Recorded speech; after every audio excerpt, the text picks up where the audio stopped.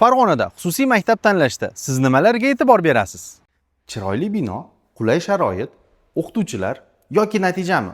Shularning barchasi bir joyda jamlangan bo'lsa-chi? 2023-yilda o'z eshiklarini ochgan Ideal School natijalarini eshitdingizmi?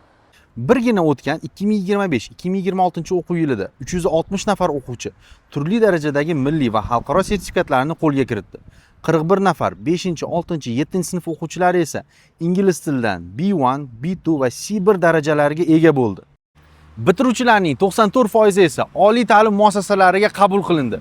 Bu albatta kuchli ustozlar mehnati.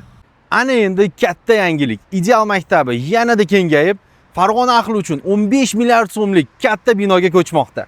Zamonaviy sinf xonalari, IT va laboratoriyaga moslashgan xonalar, 150 o'rinli yotoqxona, sport va ijod uchun keng imkoniyatlar taqdim etilmoqda. Qo'shimchasiga esa maktabning bepul avtobus xizmati yo'lga qo'yilgan. Maktab hududida esa bolalarning xavfsizligi doimo nazorat ostida. Ideal xususiy maktabining manzili Farg'ona shahar qoq markazida Urjuza klinikasiga yetmasdan joylashgan.